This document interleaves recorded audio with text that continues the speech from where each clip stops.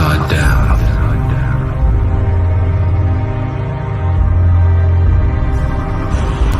Thrust into a conflict where ancient shadows fight secret wars.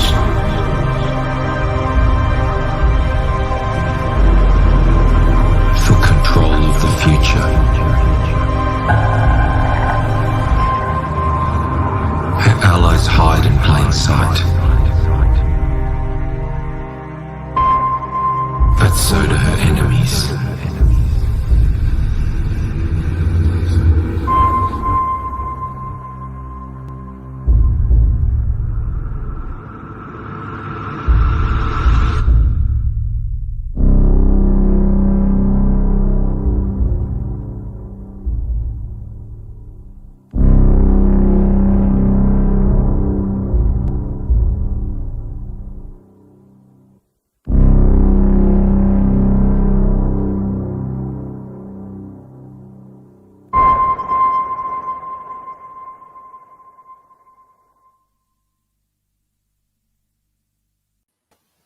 All right, we are live. The video worked, thank goodness. Always a good thing. And we're here today with SK or Stephen or Sigmate Studio. How you going there, buddy? Whatever works. But look, thanks for having me on again. I really appreciate it. No, my pleasure. Blue's here as well. Hey, Blue. Hello. How are you doing, sir? I'm doing very well. And he's doing. You're probably asking SK. You wouldn't ask me. Yeah. Well, thank you. So Bandito was here, but he can't get his audio to work. We could hear him. He couldn't hear us. Maybe he could be able to figure that out. I'm not sure. Stephen, you were actually. I just remembered you were the first person who I ever brought on to just help promote their book for Terra Olympus. Really? Yeah, you were the first. Mm-hmm. Oh, thank you. No, look, I really appreciate it, and it's really. I think it's fantastic, and it went really, really well. And look, thank you so much. Really, it went great, and I appreciate all your support and your help as well. Yeah, great looking book, and I'm so glad that it went really well for you, and it was a success. I know that the campaign is closed now. You can't even get it in demand. How soon is that close to going out? Oh, look, we just finished off the proofs, and I think there was one spelling mistake that we found, so we're getting that fixed up. If you guys ever know the whole proofing and printing process, it's a huge cycle. It's like you send the proofs off, that's another week you have to wait for it to come back. You check for mistakes, you miss a mistake, and you just go, oh, crap, that's another week you have to wait. So if all goes well, I'm hoping the next 2 or 3 weeks I can authorize the first print run. And a print run usually takes anywhere from 3 to 4 weeks. So it's almost at the print. It's almost. So we're talking. You're going to be sending out books within the next couple of months. Let's give it 2 months. Yeah, 2 months. Fantastic. Hopefully much earlier, but definitely within the next 2 months. Wow. And are you printing in Australia? Yeah, there's an Australian printer which I use. They have a great name, Comic Books on Demand. So I know them. Yeah, the guys, a shout out to this guy called Doug. He runs the company. He's a great guy. Look, and he's done quite a lot of my stuff. So I think they printed Bogan Barbarian. I'm pretty sure they did. Ah, okay. So they're good quality. Did they print Wordsmith or the first Terra Olympus? They did in both. Yes. Okay, now, a little confession. I haven't gotten to Wordsmith yet. I got both volumes from you. They just arrived a couple weeks ago. But I did enjoy the first Terra Olympus immensely. So. Okay, fantastic. Great to hear. Yeah. I sent the PDF out. Did you have a chance to read that yet or not yet? Of the second? The second. Okay, I don't keep track of my PDFs. I just sort of store them in a file because I really don't do well with digital. So... For some reason, the computer screen and cartoons messes with my dyslexia, and it becomes difficult. So. Okay. Oh, look, thanks for your support. I'm really glad you've enjoyed it. 2 is a wilder ride than number 1. Oh. And by the time you reach, I've just sent the script off for Terra Olympus Volume 3 to the illustrator, so I'm hoping to get all that sorted out in the next 2 to 3 months. If you notice, in Volume 1, there's a lot of world building and character introductions. By the time you hit volume 3, that's all out of the way. So I think volume 3, I think it's about 40 pages so far. About, I think 15 of them are fight scenes. So it gets fun in volume 3. Yeah, I noticed. Now I have done a little judo and jujitsu, so I saw fight scenes and I thought, oh, okay, I see what he's doing there. And so I remember those jujitsu, cool. those fight scenes. Yeah, they were great. But you were right. Number one, it did have world building in it, but it still had a cliffhanger. Where when the cliffhanger hit, I just kind of went, "Well, no, what? We need another page. What happens next?" You know.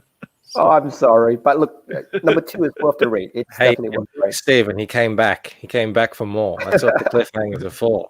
Absolutely. You're like your boy Zach of Australia, just pumping out all these titles. That's amazing. I'm so happy that it's all working out so well.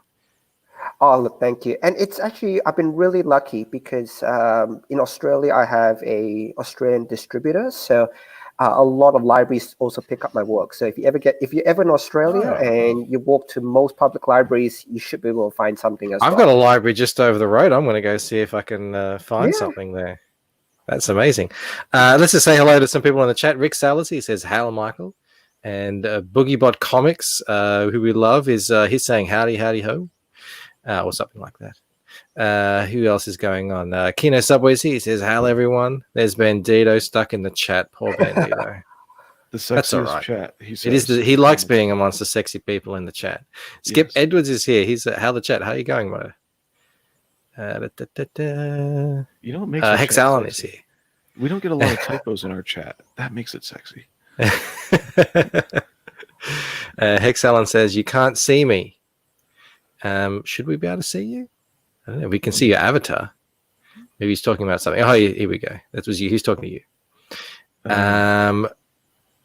Is that we Keiju? He says, "Good intro." Well, thank you. VOP is here. Says, "Hail." Boogiebot is saying hello to you, SK. Hey, I'll look. Boogieboard, we've been talking about his pre-launch as well. He's going really well with that. So yeah, we had him on. Yeah. Great looking It's book. steampunk. I look.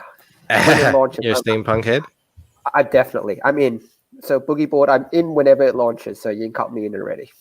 Something about steampunk that I found is because it's so visually impressive that I found that when they try to translate it onto a lot of big blockbuster movies, they just rely so heavily on it looking cool that the story is sort of pushed to the side, and they've put out a lot of really bad steampunk. It's like they're just riding the wave of popularity and they're not actually interested in making a good story. Yep. Have you found that? Yeah. Look, with steampunk, they seem to miss the one big thing about steampunk. Like if you look, cyberpunk is dystopian, it's about mega corporations and all the rest. But what you find when they do steampunk is they don't take the big themes of steampunk, which is inventions, it's curiosity. And those are the fun elements of steampunk, which they make steampunk like a dystopian story, which doesn't fit that genre. Like diesel punk is very much, World War II, World War One, the military, that type of thing. But steampunk is meant to be fun. It's meant to be inventions. It's meant to be quirky. Yeah, it's like, what if, the way I look at it is, what if it, the kind of the computer revolution didn't happen and we just rest technologically with the mechanical and just let your imagination run wild. It can be almost utopian in the way it could be handled. But anyway, we digress. Crackhead Jeremy's here. He says, "Hail the fucking chat. Hail right back at you." Let me see Crackhead here. There we go. SK is a good creator. Terra Olympus was a great read. There you go. Another fan there. Thank you. Really appreciate that. Kino Subway says Hex Allen is John Cena, apparently. Okay, I'll take your word for it. But we're actually not here just to talk about the incredible book that was Terra Olympus, because you have a new book on the horizon, which is called Transhuman. Yep. And I'm really excited to show this one. So I'm doing something slightly different for this campaign. Most of the campaigns when I launch, the work is almost done. So it's usually the editing, lettering, just some bits and pieces before we can put it to print. Transhuman isn't finished. We just started coloring, so it's still, we haven't finished the dialogue. There's quite a lot of things that still need to be sorted out. But I'm just want to launch it early just to show you guys, to take you through the process. And it's actually a lot of fun. And you can see a lot of the things that happen in the background for creators, which as if you're not a creator, you might not ever see. So please sign up for the pre-launch. I will be sharing special emails with exclusives and basically all the new stuff that as it develops. And I'm really, really, really excited to show it, all this amazing stuff that comes through. Blue's just dropped the link there. And yeah, so everyone go sign up to that. I can do it actually right now. Everyone knows my email address, so I'm not hiding it. So while he's Here we typing, go. so steampunk is hopeful and inventive. So now you're telling me, you're making me anxious to go read Wordsmith. And other things are dystopian. Was it cyberpunk? So Cyberpunk is very dystopian. Yeah, so what's this? What's transhuman? Transhuman is basically another word for a cyborg, which basically means as your body parts break down, you replace different body parts with cybernetics. Okay. So now, yep. You shared, before you get into that, you shared with me this document here. Let's Yep. So this is here. This is sort of your explanation there. Do you want to expand a bit on what you've written there? Oh, definitely. So with transhumanism, so we actually took two different views to it. So one of them was the transhumanism is the next step of human evolution. So one of the key things we play on is that if you replace certain parts of yourself, you can, as a human, you can start doing things you could never do before. For example, if you replace an eye which can see in the night, suddenly you have night vision. You replace your ears with supersonic ears. You can start hearing things that you've never ever heard before. And it brings that next step of human evolution up to go, you know what? You're coming to almost become like a superhero already in terms of, you start to have abilities and things which normal humans can't. So that's one perspective of transhumanism, which gets explored through the story. But like most good stories, there needs to be a conflict. So there is a second part of transhumanism, which they take it as an affront to God. You're messing around with the human design, and that's where you can see, the hubris of man to think he can take Lord's design and improve on it. We will all burn in hell. So there's two really big stories here that happen within transhumanism. So that's the two big themes that play in the story, which it's actually really exciting for me because I like it. I like conflict. I like things to not be straightforward. So when when the story just get developed, you will see these two elements basically clash at each other a lot. Yeah, I mean I think that's a great approach to it. I do have a similar theme in my book because there's immortality in my book as well, and it's not quite the same thing, but it's sort of connected. And yeah, when you augment a body like that, and they have an experience as they go throughout life that is so different to everyone else's, then you get that question, like, well, what does it actually mean to be human? And you can, and that's just like really rich, fertile ground to tell a story from. But I think with transhuman, I mean, this actually seems like something that could be happening that we as a civilization, as a society, will have to begin to grapple with quite soon, because even if they're not developing things right now that for the purpose of making people super powered, if they are developing bionic eyes or they're making legs for people who've had their legs amputated, and they can run, and what happens when they start to run faster than people who have both their legs? Like the eyes that they make for blind people actually start to see better. They see, like you've written here, into the spectrums that the normal human eye can't see. Yep. This actually started, I think, for me about a couple of years back, because I actually did a project for a hearing aid company. So my day job, I work in IT. So I actually did some work for a hearing aid company. And one of the ladies actually said that because they wire the implant directly to the nerve center, there's actually really no limit to whatever frequencies they can put, you can start hearing. So Yeah. so I don't know if you know, but as you get older, you lose your frequencies. So basically you start to hear less and less and less. So a kid can hear a lot more frequencies than you can. And a dog, of course, can hear a lot more You than can actually have a lot of fun with that at like a family dinner, a Christmas dinner, Easter dinner or something. Get all the family around. You've got the little kids up to grandpa and grandma, and you go onto YouTube and you play a video that will ratchet the frequency up, and everyone kind of holds up their hand until they can't hear it anymore. And then you can see, people by age just slowly, they drop it down until only the kids are holding their hands up. Yeah, I think I found that absolutely fascinating. And more than that is, they were saying that in terms of how the human nerves react, there's actually really no limit to theoretically what your brain can process. It's just because your eardrums, your ear canal, it starts to degrade over time. But if you took that out of the equation, guess what? You can start hearing what dogs hear. You can start hearing into that really high frequencies. Yeah, and in a sense, because every nerve ending in your inner ear is tuned to mean a specific thing. So you'd have to retrain the nerves to mean something else, if you know what I mean. Yep. Okay. Just imagine they develop the technology to, for whatever reason, say someone's blind and deaf, and okay, we're going to give them this special thing that gives them sonar sensors. So they plug that directly into the brain, and you have sonar sensors now, like Daredevil.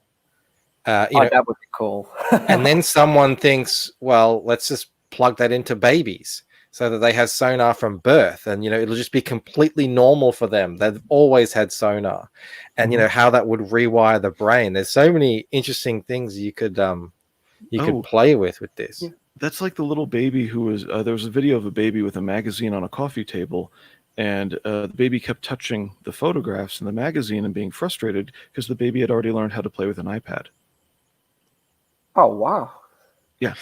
My 2-year-old he wanted to watch something on we have an Apple TV, and he picked up the little remote thing. It has no buttons on it except you kind of swipe with your thumb, and he's swiping to the thing that he wants and clicking in it and trying to find it. It's it's crazy what they can do now. It's just completely normal to them. And I've seen kids with magazines, little kids with magazines opening up and trying to zoom in and swipe things. Oh, that's cute. You've got some artwork here. Why don't you hang up? So I was going to show this, and this is much more a process document as well, because who's your artist, by the way, before we continue? Oh, he's a guy called Alan Sands. He's from South America. Okay. So this is actually his first project. He's never ever done a project before. So I'm actually really good stuff. Cool. He's done a lot of pinups, and but this is his first sequential work. So I'm actually really excited to be his first. The colorist is actually a Sydney guy. His name is Chris Picane. So I'm really, really glad he was free for a couple of months. So I'm really, really glad to bring him aboard. One thing which I wanted to show is that it's actually a lot of work and Michael, you probably can attest to this, to actually create an image, create a style. So for example, and we'll just talk colors and color schemes for a little bit. So the transhumanism, whenever you have a character who is a bit more to the left, the 2 plot points are put to the top, where it's human evolution, it's fantastic. The color is actually a bit more blue, a bit more subdued. Where if it's more, it's a front to God, he's much more, he likes things the way they are. The color scheme's actually a little bit more what they call pinkish, or that golden color, to show it's a bit more warmer. So one's more cynical and one's a bit more warmer color. So we ran through a whole bunch of color schemes. So you can see the blues, there's the pinks, there's the standards. And we basically just had the play to try to pick which palette worked the best for all the different scenes. Because what we're trying to do is, we want that if you read it, the colors pop as well. So Terra Olympus was black and white. So it's a lot of these decisions I had to make for Transhuman. I didn't have to make for Terra Olympus because Terra Olympus was a lot easier. Terra Olympus was basically grayscale it, let the artwork shine. But in this case, Transhuman, we tried to get the colors to play a huge role as well. Nice. Yeah, I mean, that sounds great that you're really thinking about using the palette, to as a whole nother layer of storytelling. Like this is sort of who they are and what they think in the palette. Oh, yep. I think if you scroll down, you'll see the pink one. There's a pinkish palette as well. So this one is the darker blues. You can run through. I think the pink is slightly above actually. Okay, so that one's more magenta. Magenta. I think that one. I think the magenta one, yeah. So this one, that more pinkish palette. So you can see just by it's all the same image. By doing different colors, you get that different feels. Mm-hmm. One, she feels a little bit warmer and a bit sadder. One, she feels a bit nasty and a bit more cynical. And I love it. I love being able to play with colors in this respect because I didn't get to play with colors in Terra Olympus. So I'm missing my colors basically. This is like better than film directing, you know. With film directing and colors, man, there is a good example. We say Matrix. If you want colors in Matrix, the color palettes in Matrix, everything that happens in the Matrix inside the simulation has a really green tinge to it. Mm-hmm. Anything that happens outside has a very gray tinge to it, and anything that happens in between, when Morpheus is talking or they're training, has the real color palette in it. So even something like movies, they take what we're doing here to the nth degree. Mm-hmm. Because they start working, and then you start having to do colors in terms of something called the golden hour, where the sun is just about to set, everything is bright, everything is well lit. Man, film directing, it's fantastic. Just the concepts of the color palette that people use, and the thought process that go into it. Watch The Matrix again, and you'll see the color palette. That's probably one of the more noticeable ones.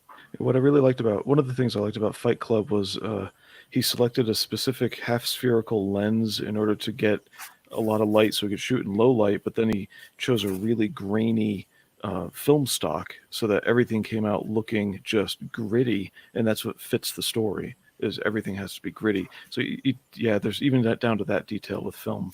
But I like what you're doing in comics, though. Look, thank you. But yeah, look. Speaking of color palettes, I just shared this earlier, just a snapshot of my work in progress, because I'm actually lighting a scene right now for my print that I'm working on. I don't know if you can see that. Open image, new tab, maybe. Yeah, so this is just a shot of my actual computer screen that I'm working on right now. But yeah, I'm doing that same thing with the yellow color, the light coming in. So this would be early morning, I would guess. So the sun is like over the horizon. Yeah, and I agree with it. You have the different colored lights and stuff for different moods. I love all that stuff. Look, you've been talking about Lucent, and I picked it from your campaign. So when I was looking through your images, you picked very, very different color palettes as well. If you notice, you've got there's one big shot of, you can see the Ferris wheel, you can see that whole screen. Yep. That's a very, very nice, well-lit color palette. You can see the sun. And then you've got the color palettes which are almost black. You've got the blues, the greens. Mm-hmm. Yep. So you can look at each palette and go, man, that's this scene that's happening. This is the mood I want for this scene. And where it's, you show all the colors, it's much more hopeful. Before your character makes the jump, that's a very hopeful scene. And that's where the colors are actually a lot brighter and a lot more the golden colors. So look, colors make a huge difference. So, and did you do that intentionally for Lucent as well? I'm assuming you had a lot of thinking behind it. Yes, I did.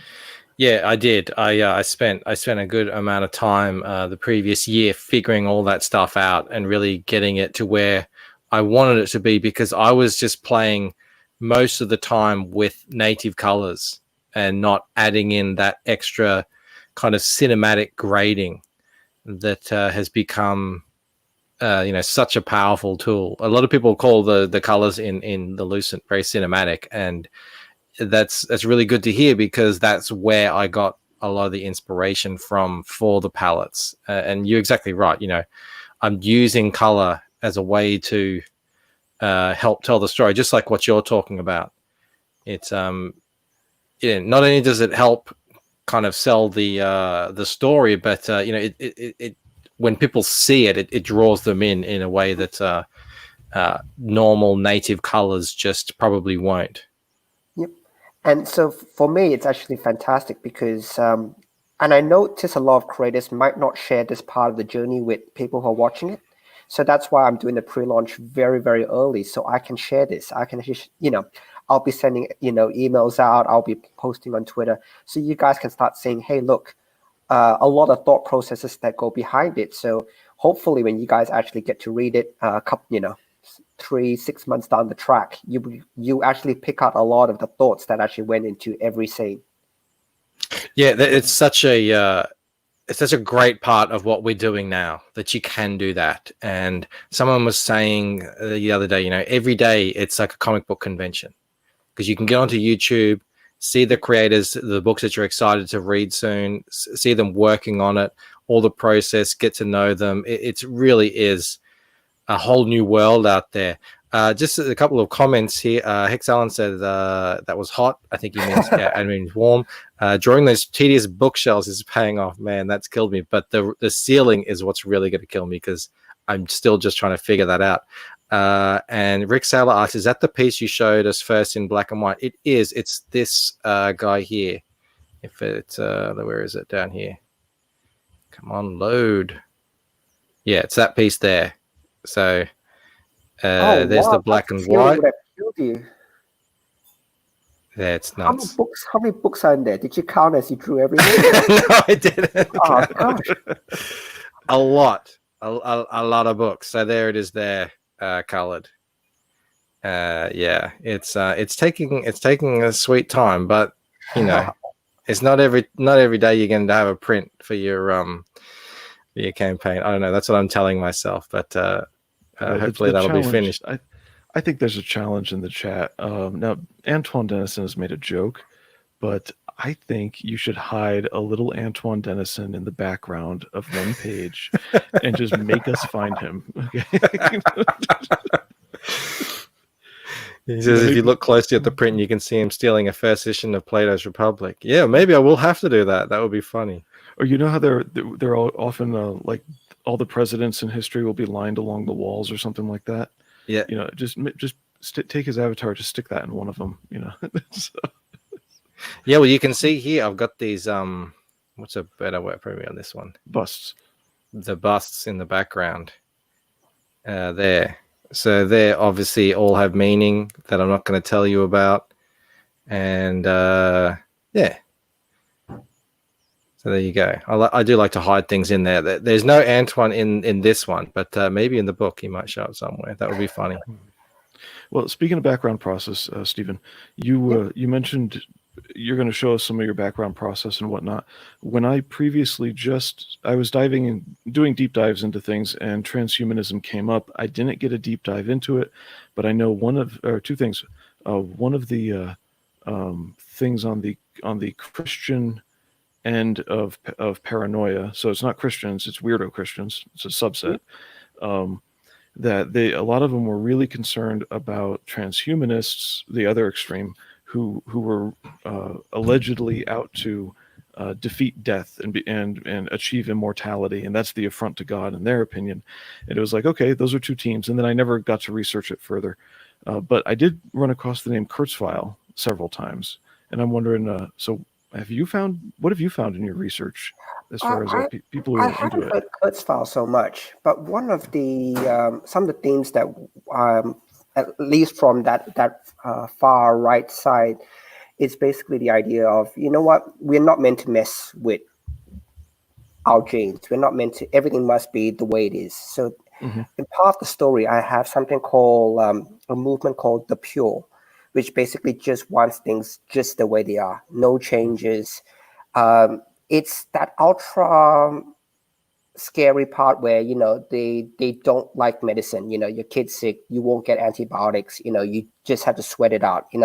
That far ideology, and look, some of it is can be very destructive. So we do try to explore all that. But what I try to give it is, in terms of the story, is that you get both sides of the view. You get where they are trying to come from, which is basically how much do we meddle before we stop becoming who we are? And the other side, which is, you know what? There should be no limit to meddling. You should be able to take it to whatever limit you want. You should be able to, nothing is sacred anymore.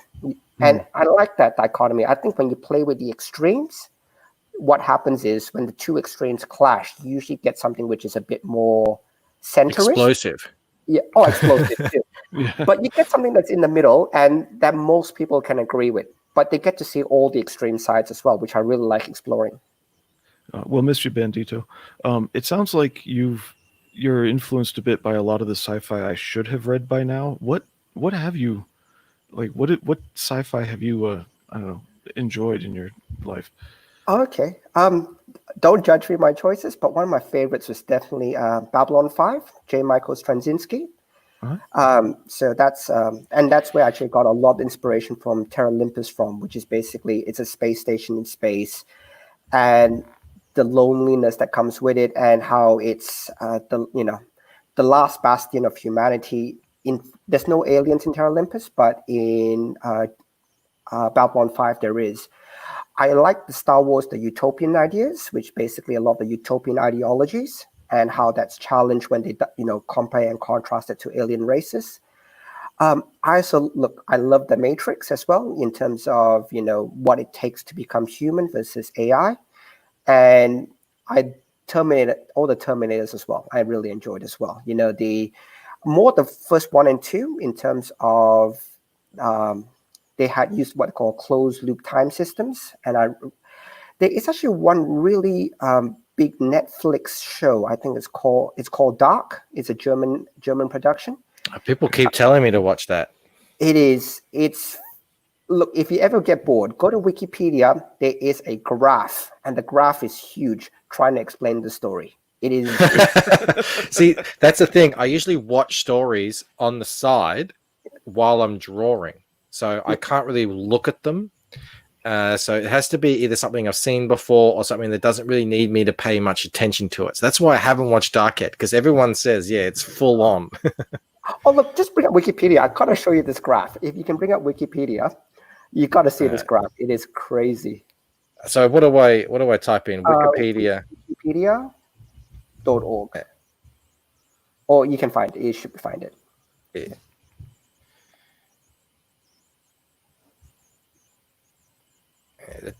Hang on. Okay. What the hell? Anyway, let's just Wikipedia. WIKI. Sorry, WIKIpedia. Yeah, just Google search it. Here we go. All right. So what am I looking for on here? Dark space open brackets TV. That is about third one down. First one. Yep. So the Dark deals with time travel and multi-universes as well. So if you scroll down, in case make sure you guys don't spoil the plot points. All right. But that's the family trees that you have to memorize. Otherwise, you don't know what's happening. I'm serious. Or because they time travel, so somebody becomes somebody's grandfather type thing. Oh my God. So scroll down. That's Adam's. Well, this is the graph. So logic. This is the graph that runs through all the time travel as people go back in time, because it's closed loop. So the idea behind closed loop time system is, if time travel was already invented, I would have already met my future self, because he would have come back to say hello type thing. Mm-hmm. So you see, this is every time travel journey, and this is how it all links up, and it ends up with, because some kid became somebody's uncle and who's really his son, and it's crazy. So, but it's fascinating to watch. I actually, just as something as a bit of a fun project to do, I'm actually sometimes developing a story. I don't think it would be a comic book, but probably a novel or something, just a genuine sci-fi novel. my whole concept was, the whole premise was, I want to make a time travel story that is free of paradoxes. So there's nothing that anyone can say that says, oh, that wouldn't happen because of this and that and that. Because it just seems like if you really dig into it in any time travel story, you can come up with some kind of logical, paradox or something like that. And it's proving difficult, but I hope that one day I could get there. Oh, look, I'll give you something. And this, when I was in university, time travel actually does exist, and it's physically possible to time travel. It's just that we can't move that fast. Mm-hmm. And an old professor actually explained it really, really well. You see a clock in front of you. The clock says it's 12 o'clock. That's the time. The reason you see it's 12 o'clock on the clock, you see it's 12 on the clock, it's because the light from the clock hits your eyes. That's how you perceive it's 12. So if you move away from that clock at the speed of light, and assuming that light doesn't disperse and all the rest of it, but if you move away from the clock at the speed of light, the clock will stay 12 o'clock forever. Now, relative to you. Now, if you go faster than the speed of light, you can start catching up with past photons. So you can start seeing the light at 11:59, 11:58, and all the rest of it. And because these photons are, light comes in waves, and there's something called quantum entanglement, which means a lot of these things are all linked up together. If you move back far enough and you agitate a proton from, say, 11:56, your proton at 11:56 could change the proton at 12 o'clock, and so forth. So when you move back in time, you could, have real world implications. The people at the 12 o'clock light span would start seeing that 12 o'clock manipulated because you've agitated a proton all the way back at 11:56. That's funny that you actually mentioned that, because that's exactly how I explained this stuff to my daughter, who we were talking about, all this sort of stuff. And I did the exact same example, the moving away from the clock, because it's such a good way to visualize. Even a child can understand it, that it would, how it works. But I didn't get into the whole going backwards in time. That's luckily for us, I think I heard somewhere that to get a physical item like matter, like us, up to the speed of light would take more energy than exists in the universe or something like that. That's true. So look, it's not going to happen in our lifetime. But when you observe a photon, you end up interacting with more of its physical particles, and so to observe the photons as you're moving backwards, they just end up hitting you in the back of the head before you saw them. What have you got here, Blue? These charts show movie character interactions on the horizontal axis of time. The vertical grouping lines indicates which characters are together at any. Oh my goodness! Well, do you guys remember the film Primer? It's a time travel film. Primer? No. Primer, yeah, where two college age guys or guys in their 20s figure out how to slip backwards in time. So they live once, and then they slip back in time, and then they kind of hide out in a hotel room, placing bets and making money while waiting to catch up to where they left, and then they go on with their day, like that kind of thing. And so, then they start using it for. Sorry. I haven't seen that one. That sounds actually really interesting. Yeah, that actually sounds a little bit like the story I'm developing. So I'm gonna have to go and watch that and make sure it's different.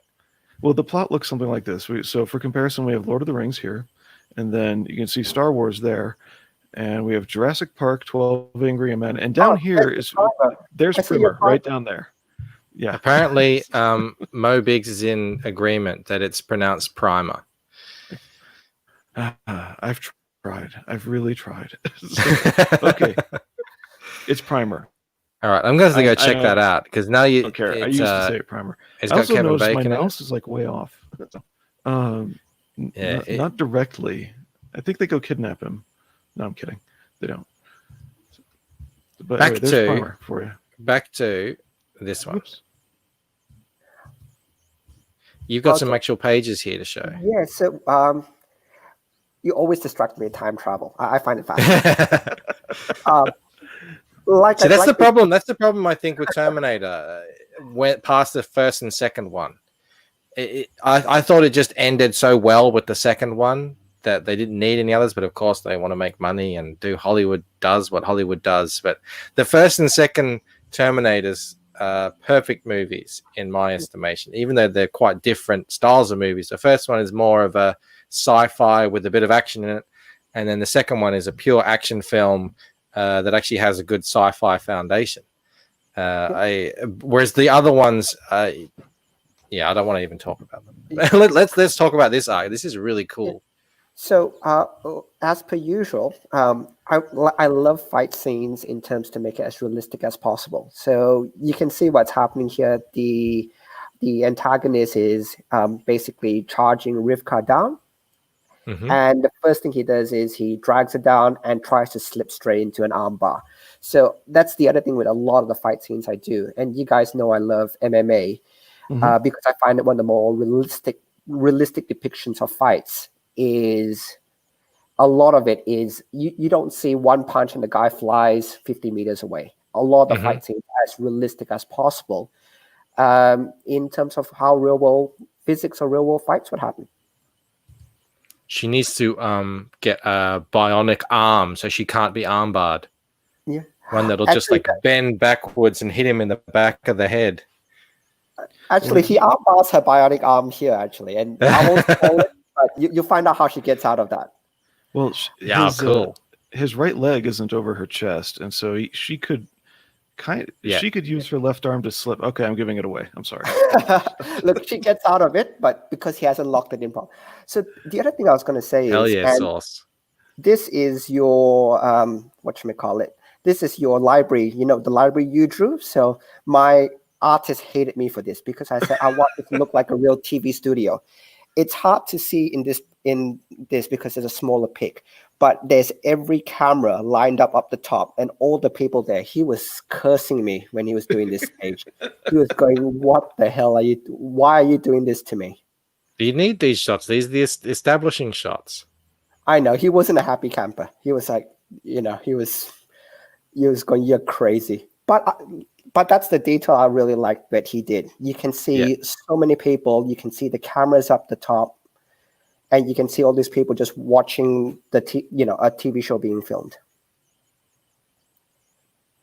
And these are the really good stuff. Yeah. So these are the two opposing viewpoints. You have a professor who is very much for transhumanism, and you have a preacher who's very against it.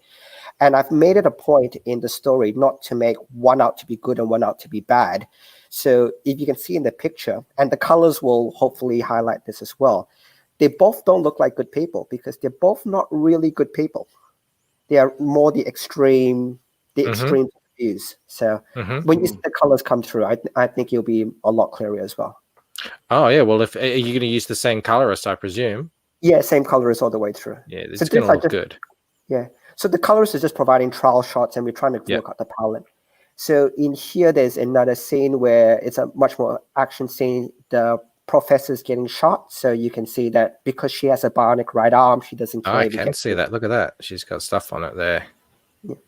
So that when the colors come through, it'll be a lot clearer as well. And I think that's it. I think that's all the images. That's everything in the thing.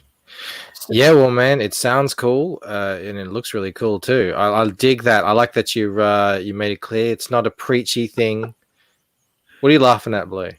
Oh, I finally switched from private chat to live chat in the StreamYard window because I tend to forget to do that, and I'm noticing that Mo Biggs and Sauce and Dennison are just hilarious tonight. Thank you for being here, guys.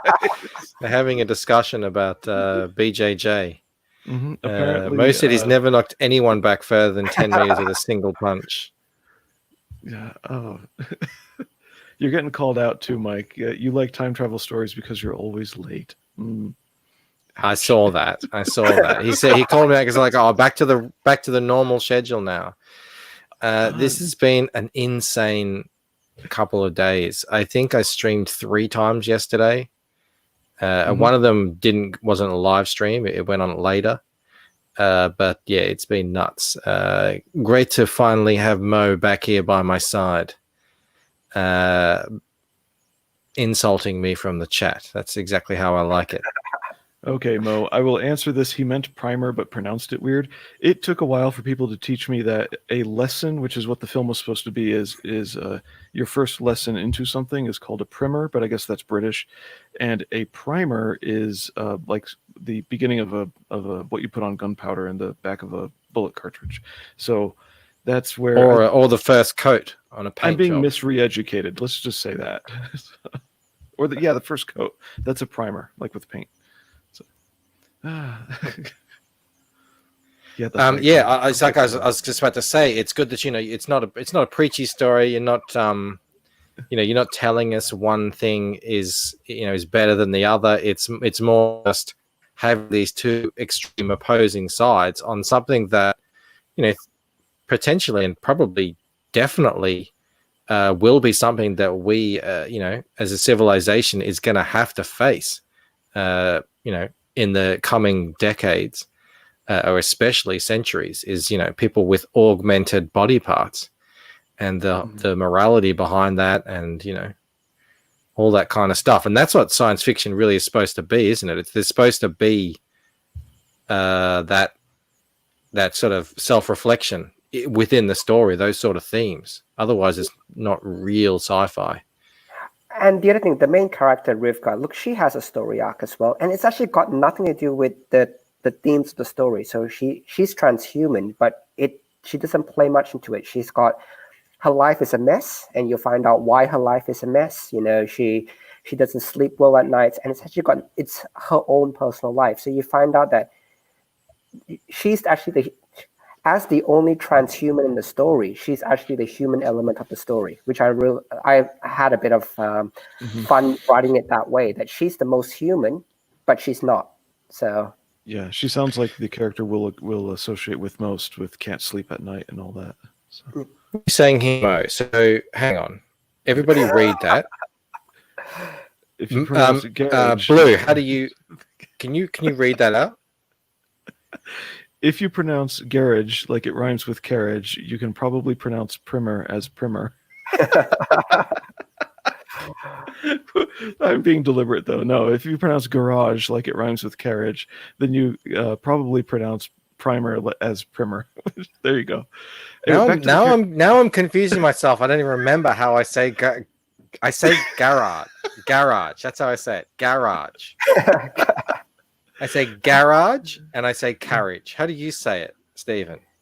Carriage and garage. Sure. Yeah, garage. I really emphasize the g at the start. Garage. That's how I say it. Yes, you do.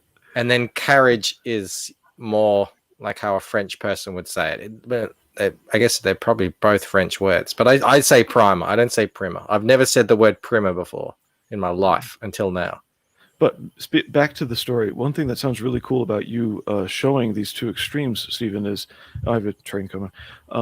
Is that you're just showing these two extremes, and there's adventure that ensues, and so that's one thing we really like in our reading is presenting rather than preaching. And one of the mistakes that comes about, which it sounds like you're totally avoiding, and so I appreciate what I'm hearing, is where people present two opposites, but they present them in a Hegelian dialectic where A and opposite of A synthesize into something new. You're just showing us two extreme views and all the conflict between them without preaching anything.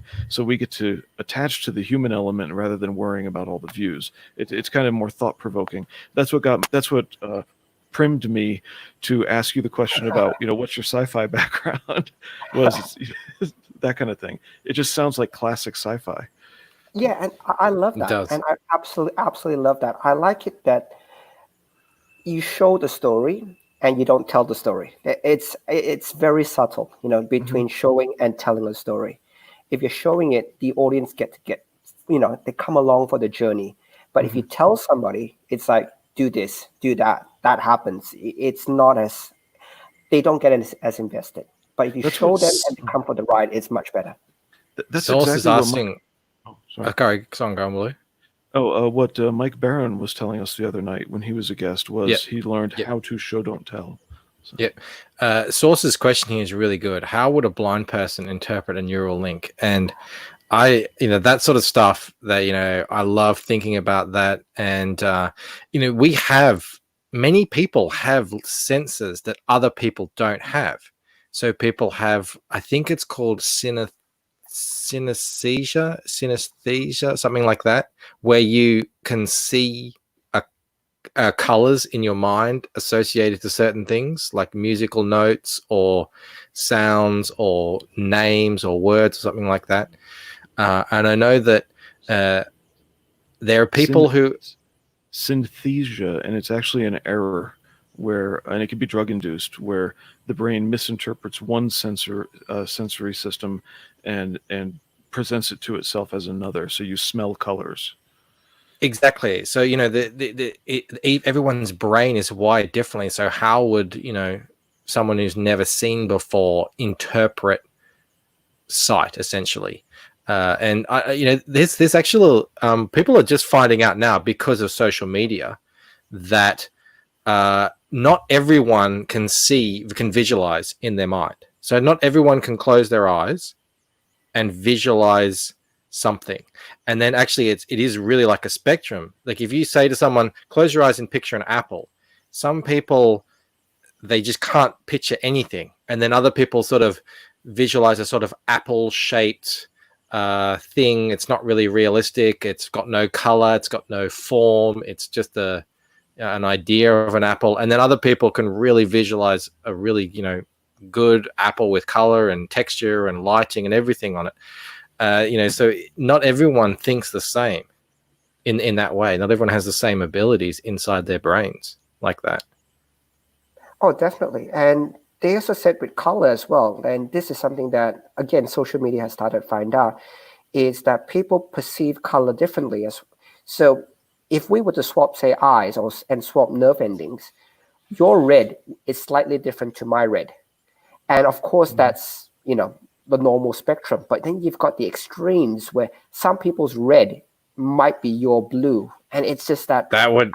Yeah, absolute different color. That question has fascinated kids, going all the way back to time. I remember talking about that with my friends, saying, imagine, if the color wheel is just randomly positioned, and whatever your, red is, and that's where it sits on the color wheel. Someone else sits over here, someone else sits over here, and, it would all still work out. So whenever we look at a certain color, everyone can still identify that as blue, but everyone sees it different. And I imagine we could just like really visualize that, and confirm that is actually what's going on.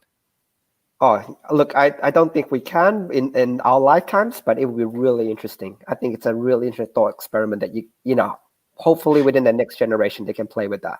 Just while I've still got you here, Stephen, you did share with me there's another campaign that you wanted to have a quick chat about. Oh, yes. That is it's called Extreme Champion Tournament. So this is another fighting book. It's by a guy called Sean Keenan. Yep. And he's another Aussie. Yeah, so Sean's a good friend of mine. And so he's brought this to Indiegogo. So the idea behind XCT is they clone all these, they clone Spartacus, they clone who's the other one? Leonidas, all these old gladiators. They clone dragons and all the rest of it. And basically they've let them fight for our amusement. And so that, as you do when you get cloning technology. So a lot of it is based on that. So it sounds like it sounds like a sci-fi version of Michael's what's his last name? Michael. Anyway, he does Elysian Fields. Michael Odin. Michael Odin. Yeah. It sounds like a sci-fi version of that. Yep. That's cool. And the art is amazing.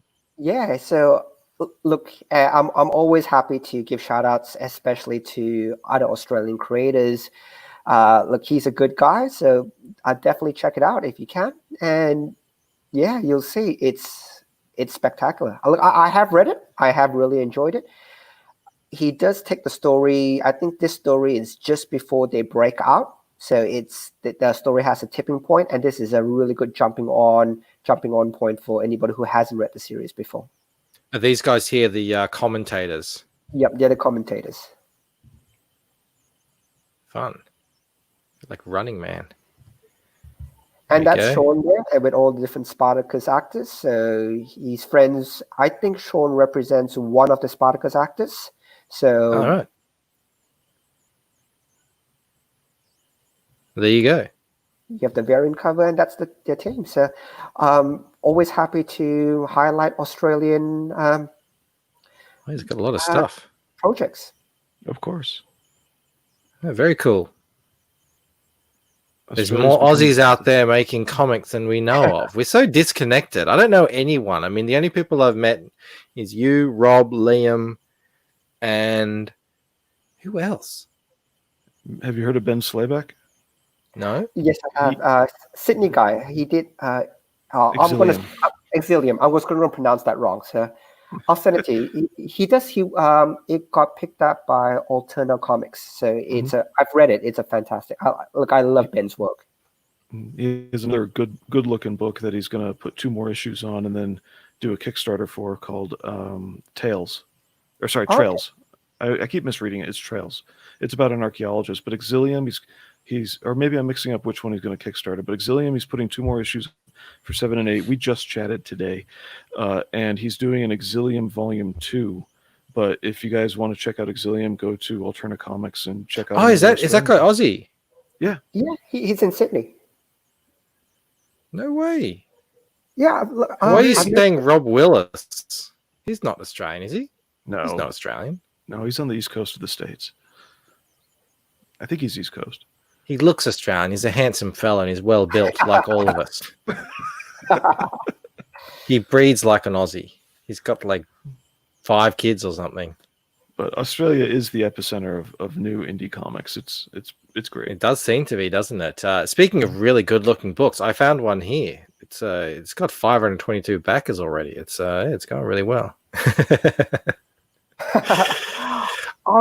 I'll send a link for if you look in the private chat. That's the Exilium. I wouldn't pronounce it, Exilium link, so you can see it's a really nice looking Kickstarter that. All right.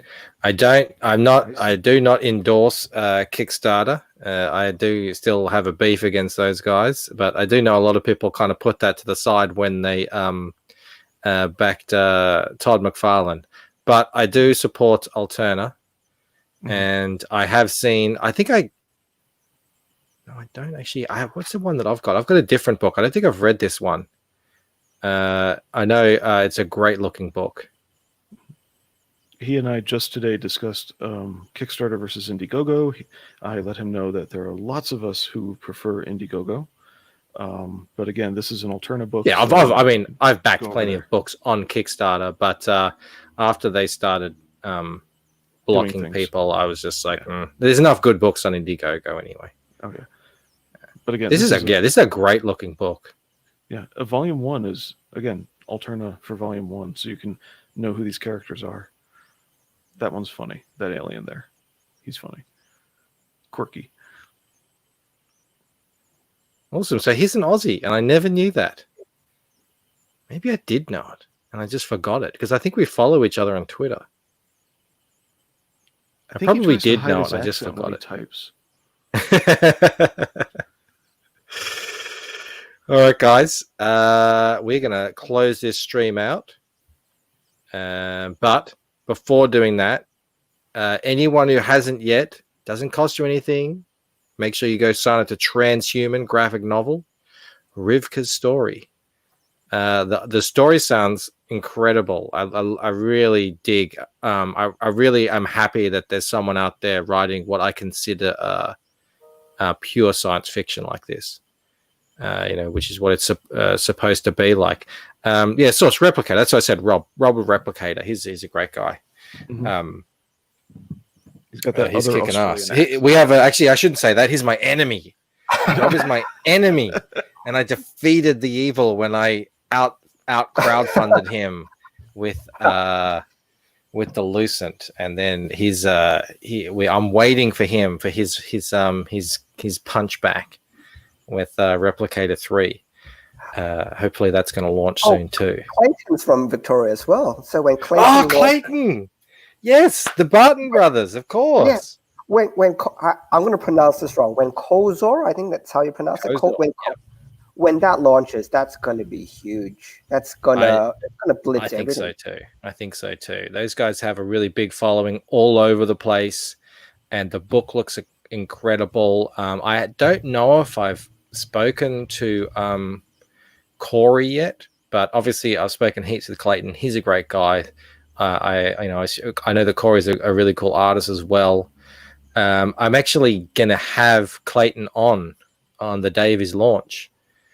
So Rob and Clayton are going to be bouncing all over YouTube for 24 hours straight the day that book launches. And so I'm going to have Clayton for an hour during that day. It's going to be a lot of fun. It's a great looking project. So you are right, Blue. Aussies are taking over. Mm-hmm. Mo says signing up is as free as Michael is with your time. One time, Stephen, maybe twice, maybe three, but not many times. I was late for this stream, and Mo will never let me forget about it. He's saying hail to his son. We just found out that apparently Smiling Bandito is Mo Big's long lost son. And there he is. Hail, Papa. Awesome. All right, guys. So make sure you sign up to TRANSHUMAN. Stephen, SK, Sigmate Studio. It's been fantastic to have you back. Really enjoyed talking with you, talking sci-fi and your new project. It's looking really good, and I can't wait to see more. Awesome. Thank you so much for having me on. Blue, good to see you again, Stephen. I'll see you tomorrow. Okay. Yes, hopefully. Blue, I will see you tomorrow. Yes, sir. I'll try to wear the right thing. Maybe it's and how the chat. Whom are we doing tomorrow? Do we know? Whom are we doing? Oh, now you're the one with the innuendos. I believe it's we're getting Doodlebags back on. Let's see what he's been up to. Hopefully, he's got some new art to show off. And it's whom, not who. Whom? Yes. Whom? Okay. Yes. Great. Let's be grammatically correct, even if we can't always pronounce things in a way that pleases everybody. Thanks for being here. See you, Steve. Rick. See you, Mo. See you, Source. And how to everyone in the chat. See you, Antoine. Everybody there. Thanks so much for coming out, and we will see you tomorrow. Take care. Bye.